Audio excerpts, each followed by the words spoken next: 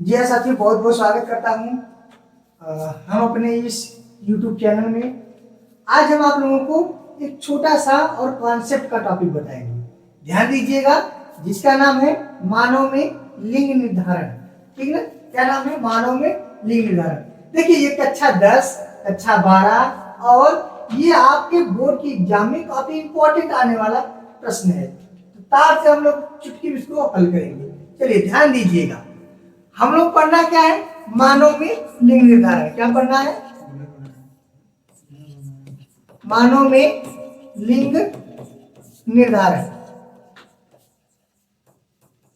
लिंग निर्धारण क्या होता है, पहले तो ये हम लोग सीखेंगे कि लिंग निर्धारण क्या होता है। ध्यान दीजिएगा, लिंग निर्धारण को पढ़ने के लिए हम लोग को सबसे पहले गुणसूत्र को थोड़ा सा याद करना होगा। ये गुणसूत्र होता क्या है? देखिए, गुणसूत्र कोशिका के केंद्रक में धागे जैसी संरचना होती है। समझ में आ गया ना? ये गुणसूत्र होता है।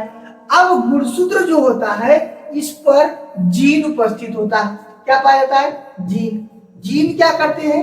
जो आनुवांशिक लक्षण होते हैं उन्हें पीढ़ी दर पीढ़ी स्थानांतरित करते हैं। समझ में आया? क्या मेंडल ने जीन को कारक कहा था? कारक का अर्थ क्या होता है? काम करने वाला। समझ में आ गया? ठीक। अब ये जो गुणसूत्र होता है, अब गुणसूत्र आपको बता दें कि दो प्रकार का होता है। कितने प्रकार होता है भैया? दो प्रकार का। एक का नाम होता है समजात गुणसूत्र। क्या नाम होता है बच्चा? समजात गुणसूत्र। और दूसरे का नाम क्या होता है? विषमजात गुणसूत्र। समजात गुणसूत्र और विषमजात गुणसूत्र। ध्यान दीजिएगा, इसका कुछ और नाम है। इसका और नाम है, समजात को हम लोग कायिक गुणसूत्र के नाम से जानते हैं। ठीक। और दैहिक गुणसूत्र के नाम से जानते हैं। अभी आपको बताएंगे इसका नाम अलग अलग क्यों पड़ा है, चाहे कायिक गुणसूत्र चाहे दैहिक गुणसूत्र, और इसे हम लोग स्वजात भी कहते हैं। समझ में आ गया? ठीक। अब इसे जो विषम जात होता है, इसे हम लोग जानते हैं क्या? लिंग गुणसूत्र के नाम से जानते हैं। किस नाम जानते हैं भैया? लिंग गुणसूत्र। आपको बता दें कि मानव में, ह्यूमन्स बीइंग्स में कितने गुणसूत्र पाए जाते हैं? ह्यूमन्स में कितने गुणसूत्र पाए जाते हैं? तो आप कहेंगे क्या? 23 जोड़ी। ठीक। या नंबर ऑफ 46। 23 जोड़ी या मतलब 46। अब आप लोग जानेंगे लड़का कैसे पैदा होता है, लड़कियां कैसे पैदा होता है। इनका निर्धारण हम कैसे करें कि ये बॉय हो, ये लड़के का है, ये लड़की का। ठीक। और सुनिएगा, लड़का लड़की पैदा होने का, लड़का और लड़की पैदा होने का जिम्मेदार वाई गुणसूत्र होता है। लड़का और लड़की पैदा होने का जिम्मेदार वाई गुणसूत्र होता है। समझ गया? अब कंफ्यूज होते हैं बच्चे, लोग कंफ्यूज होते हैं। आप ग्रामीण क्षेत्र में देखो, आप तो पढ़े लिखे लोग हैं। ग्रामीण क्षेत्रों में अगर किसी को लड़की पैदा होती है बार बार, तो लोग किसको दोष देते हैं? औरतों को। क्या कहते हैं? अरे आपको जैसे लड़कियां पैदा होती है। ये देखिए, गांव का एक समझ लीजिए कि कहने की न समझदारी है। ये वास्तविकता अगर समझना है तो अगर लड़का पैदा हो रहा है या लड़की पैदा हो रही है, इसके जिम्मेदार कौन होते हैं?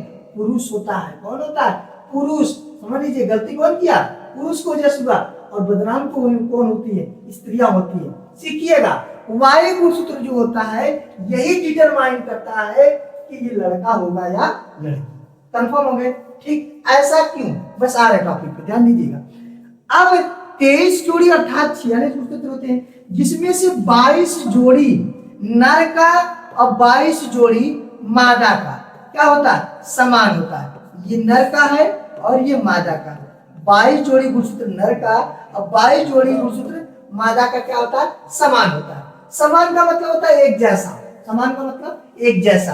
और अंतिम जोड़ी नर का XY, अंतिम जोड़ी मादा का XX होता है। बच्चा याद रखिएगा। एक बात और, एक बात और, ये क्या है? 22 जोड़ी है।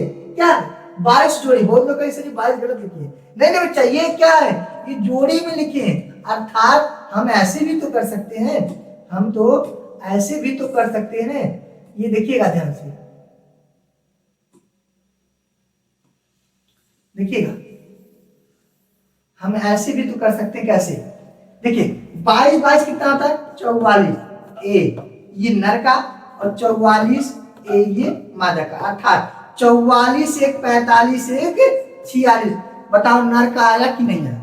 44 एक 45 एक 46 ये हो गया मादा का। तो हाँ बात क्या होगा कि 44 44 समान है, समझाते हैं, जो एक शरीर का निर्माण करता है, और अंतिम का यक्ष वाई नर का और यक्ष यक्ष मादा का, जो ये डिसाइड करता है कि आने वाला नया संतान नर होगा कि मादा। ठीक, समझ में नहीं? डिसाइड कर दिया, निर्णय कर दिया। बताओ कोई दिक्कत? अब हम आप इन्हीं गुणसूत्रों को, कौन से गुणसूत्र को? लिंग वाले गुणसूत्र को क्या करते हैं? निर्धारण करते हैं। अब आपको बता दें बच्चा, निर्धारण का मतलब क्या होता है? अगर आपको जानना चाहते हैं कि सर ये निर्धारण मतलब क्या होता है, तो निर्धारण मतलब होता है निर्धारित करना, पता लगाना, डिटरमाइन करना। क्या डिटरमाइन करना? सेक्स। सेक्स मतलब लिंग, लिंग मतलब लड़का है या पर लड़की, यही जानना लिंग निर्धारण होता है। अब बहुत लोग इसका परिभाषा पूछते हैं, परिभाषा रटने की कोई जरूरत नहीं है, ध्यान से सुनेंगे। लैंगिक जनन मतलब जिसमें नर और मादा दो प्रकार के युग्मक पाए जाए, दो प्रकार के जनक पाए जाए। ठीक, लैंगिक जनन में इसमें एक लिंगी प्राणियों में, बहुत अच्छा पॉइंट है, एक लिंगी यूनिसेक्सुअल। एक लिंगी का मतलब जिसमें नर और मादा दोनों अलग अलग होता है। एक लिंगी का मतलब जिसमें नर और मादा दोनों अलग अलग होता है, वो एक लिंगी होता है। एक लिंगी प्राणियों में लैंगिक जनन से उत्पन्न होने वाला, पैदा होने वाला या जन्म लेने वाला, तीन में से चालू कर दीजिए। क्या करें? लैंगिक जनन से इसमें एक लिंगी प्राणियों में, एक लिंगी प्राणियों में लैंगिक जनन से जन्म लेने वाला नया संतान नर होगा या मादा, इसी का पता लगाना लिंग निर्धारण कहलाता है। वेरी गुड, गजब से किया आप लोग, बहुत अच्छा। चलिए अब हम आपको बता दें, जैसे हम कह दें कि पुरुष, ये पुरुष है, समझिएगा ध्यान से, और इधर स्त्री है, कोई दिक्कत नहीं। अब अगर आपसे कोई पूछे कि पुरुषों का गुणसूत्र प्रारूप कितना होता है, तो आप यही कहिएगा 44 थे, ये मतलब 800, 800 मतलब समझा, 44 थी नर का और 44 थी मादा का, गुणसूत्र समान होता है, इसे हम लोग समजात कहते हैं। समझ में? इसे हम लोग क्या कहते हैं? समजात कहते हैं। ठीक, लेकिन अंतिम जोड़ी नर का यक्ष वाई होता है और अंतिम जोड़ी मादा का यक्ष यक्ष होता है। बता कोई दिक्कत? कोई दिक्कत नहीं। अब देखिएगा, ये तो इनका क्या है? ये तो शुक्राणु है, क्या है? शुक्राणु है, और ये क्या भैया? अंडाणु। कोई दिक्कत नहीं, ये शुक्राणु और ये अंडाणु हो गया। अब इसको अगर हम डिवाइड कर दें, क्या कर दें? डिवाइड 22 ए प्लस यक्स के साथ, ठीक, कोई दिक्कत नहीं। 22 प्लस एक्स के साथ हो गया, और क्या हो गया? 22 ए प्लस वाई। बात आई समझ में? नहीं आई? यहां पर एक एक्स के साथ और एक वाई के साथ ले लिए, कोई दिक्कत नहीं। आगे देखिए, कोई समस्या नहीं बच्चा। 44 है, 22 को एक्स के साथ कर दो, फिर 22 को एक्स के साथ कर दो। जैसे 22 ए प्लस एक्स, 22 ए प्लस एक्स हो गया, फिर क्या होगा? 22 ए प्लस एक्स। बताओ कोई दिक्कत? कोई दिक्कत नहीं, समझ में आ गया?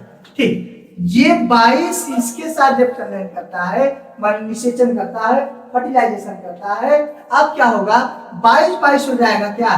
44 ए, इधर यक्स और उधर यक्स, यानी क्या हो जाएगा? यक्स और यक्स। और हमने आपको क्या बताया था? 22 ए प्लस यक्स यक्स जो होता है वो ये डिनोट करता है, या वह यह निर्धारित करता है कि आने वाला संतान क्या है? पुत्री है। कैसी है? पुत्री है, यानी कि ये आपका क्या हो गया? पुत्री संतान का हमें क्या चल गया? पता लग गया, और पता लगाना तो डिटरमाइन होता है। ठीक, इसके बाद क्या करेंगे? नेक्स्ट टाइम इसी युग्मक से और अगले से हम अब क्या संलयन करेंगे? तब यहाँ पे 22 है, ये भी 22 है, माने अंडाणु को भी हम लोग यहाँ पे अर्धसूत्री विभाजन से दो भागों में बांट दिए थे, दोनों अंडाणु अलग कर दिए थे, शुक्राणु अलग कर दिए थे। ये एक्स इसके साथ जब मिलेगा तो सेम प्रोसेस वही होगा, क्या? इधर 22 उधर 22, 44 ए का मतलब 800, 800 मतलब समजात मतलब जो नर और मादा दोनों में समान होते हैं। ये x है और यहाँ पर भी x है, यानी x और x माने क्या हो गई, ये भी पुत्री है। समझ में आ गया, बताओ कोई दिक्कत? ठीक। इसके बाद ये y है, अब ये x है। ध्यान दीजिएगा, लड़का लड़की पैदा होने का जिम्मेदार कौन होता है? पुरुष होते हैं। पुरुष का कौन गुणसूत्र होता है? वाई गुणसूत्र होता है। ये बहुत इंपॉर्टेंट है, आपके बोर्ड पेपर में 1 नंबर का प्रश्न आता है। क्या कहता है? कहता है कि लड़का या लड़की होने का जिम्मेदार कौन है? समझ गया? कौन है जिम्मेदार जो लड़का लड़की पैदा होने को डिसाइड करता है? अब लड़का लड़की पैदा होने में स्त्री और पुरुष दोनों का रोल होता है, आप तो जानते ही हैं। लेकिन बच्चा पुरुष के बिना वायु गुणसूत्र के लड़का कभी नहीं पैदा हो सकता। समझ गए ना? यानी लड़का और लड़की डिसाइड कौन करता है? पुरुष को गुणसूत्र करता है। अब इधर यक्ष है और इधर क्या है? वाई है। तो 22 22 44 और इधर यक्ष इधर वाई, यानी आप क्या हो गए? पुत्र हो गए। ठीक, बताओ कोई दिक्कत? ठीक। लास्ट देखिएगा वही प्रोसेस, एक बार इसके साथ फिर वही प्रोसेस, क्या? 44 ए प्लस यक्स और वाई, अर्थात ये भी क्या हो गए? पुत्र हो गया। ध्यान दीजिएगा, अब बच्चा 50% क्या हो गई? लड़कियां। अब 50% क्या हो गए? लड़के। ऐसा क्या हम लोग क्या डिटरमाइन किए हैं? तो एक प्रकार का कांग्रेचुलेशन। ठीक, समझ में आ गया? प्रकार से बधाई है भाई, 50% पुत्री है और 50% पुत्र। ये आपके पेपर में बहुत इंपॉर्टेंट है। ठीक है, अब अगर कोई समस्या आपको होता है, आप कमेंट बॉक्स में आप इस समस्या को अपना वहां पे कमेंट करिएगा। ठीक ना? और हम चाहेंगे आपको समझ में आएगा, लेकिन आप लोग शेयर करना मत भूलिएगा। ठीक।